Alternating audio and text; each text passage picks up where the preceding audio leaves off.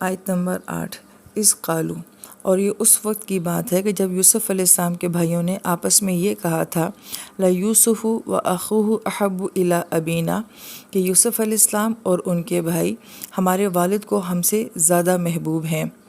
وَنَحْنُ عُصْبَةٌ، جبکہ ہم ایک طاقتور جماعت ہیں، إِنَّ أَبَانَا لَفِي ضَلَالٍ مُبِينٍ، اور ہمیں یقین ہے کہ ہمارے والد کسی کھلی غلط فہمی میں مبتلا ہیں۔ اس آیت مبارکہ میں اگر یہ کہا جا رہا ہوتا کہ ہمارے والد ہم سے محبت نہیں کرتے ہیں تو یہ بڑی معصومانہ سی شکایت ہوتی، لیکن بات یہ کی جا رہی ہے کہ ہم سے زیادہ وہ یوسف علیہ السلام اور بنیامین سے کیوں محبت کرتے ہیں، تو گویا کہ ایک یعقوب علیہ السلام جو کہ نبی بھی تھے اور وہ والد بھی تھے، ان سے ممکن نہیں ہے کہ وہ کسی قسم کی ناانصافی کرتے ہوں گے، لیکن اپنے آپ کو دوسروں کے ساتھ کمپیئر کرنے کی جو بیماری ہے وہ اس آیت مبارکہ میں بیان کی جا رہی ہے۔ کیونکہ مسئلہ یہ نہیں ہے کہ ہم سے محبت نہیں کرتے، مسئلہ یہ ہے کہ ہم سے زیادہ کسی اور کے ساتھ کیوں محبت کرتے ہیں۔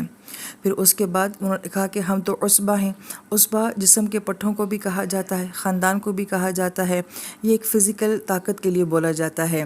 اس کا ایک مطلب تو واضح ہے کہ ہم تعداد میں بھی زیادہ ہیں، ہماری عمر اور ہماری طاقت جو ہے وہ زیادہ ہے، تو ہم سے زیادہ محبت کرنی چاہیے۔ آج کے دور کے لحاظ سے اس کو یہ سمجھا جائے کہ جب بچہ یہ کہنا شروع ہو جائے کہ ہم کاروبار سنبھالتے ہیں، ہم گھر کا رینٹ دیتے ہیں، راشن ہم لے کر آتے ہیں، خرچہ ہم چلا رہے ہیں، تو کام سارے ہم سے کروائے جاتے ہیں اور محبت جو ہے وہ کسی اور کے ساتھ کی جاتی ہے، تو یہ سارا تاثر جو ہے یہ لفظ عصبہ کے اندر موجود ہے۔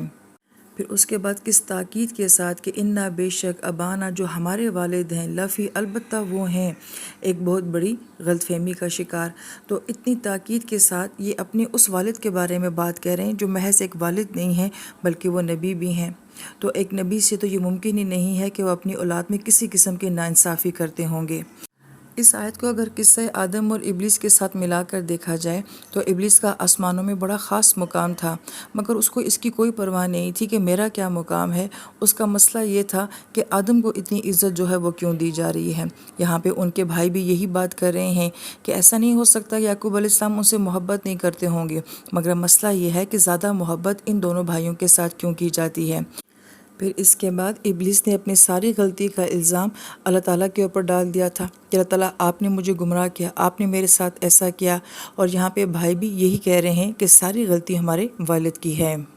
اس آیت کے بارے میں ایک بہت اہم بات یہ کہ یہ سارا جملہ جو ہے یوسف علیہ السلام کے بھائی جو آپس میں باتیں کر رہے تھے وہ ہے، لیکن اللہ تعالیٰ نے ان کی اس بات چیت کو قرآن کا حصہ بنا دیا ہے۔ تو گویا کہ ہم لوگ جو آپس میں ایک دوسرے کے ساتھ نجی محفلوں میں بیٹھ کے جو بھی باتیں کرتے ہیں، ہم سمجھتے ہیں کہ ان باتوں سے کچھ نہیں ہوتا، یہ محض باتیں ہی ہیں، لیکن ان باتوں کی اللہ تعالیٰ کے ہاں بہت اہمیت ہوتی ہے کہ ہم کس سے کیا بات کر رہے ہوتے ہیں اور کیسی بات کر رہے ہوتے ہیں۔ اس آیت مبارکہ کے بارے میں ایک اہم بات یہ بھی ہے کہ اس آیت مبارکہ میں ان بھائیوں کی منفی سوچ کو بیان کیا جا رہا ہے، وہ جو اپنے والد سے گلے شکوے کر رہے ہیں اس کو بیان کیا جا رہا ہے، مگر اس کے باوجود یہ قرآن کا حصہ ہے اور اس کے پڑھنے پہ ہمیں ثواب بھی ملتا ہے، اجر بھی ملتا ہے، اور ہم اس آیت کی تکریم اور عزت بھی کرتے ہیں۔ لہٰذا ان کی منفی باتوں سے بھی ہمیں کتنا کچھ سیکھنے کو مل رہا ہے اور ہمیں کتنی نصیحت جو ہے وہ ان باتوں سے حاصل ہو رہی ہے، تو گویا کہ اس وجہ سے ان کی باتوں کو بھی قرآن کا حصہ بنا دیا گیا ہے۔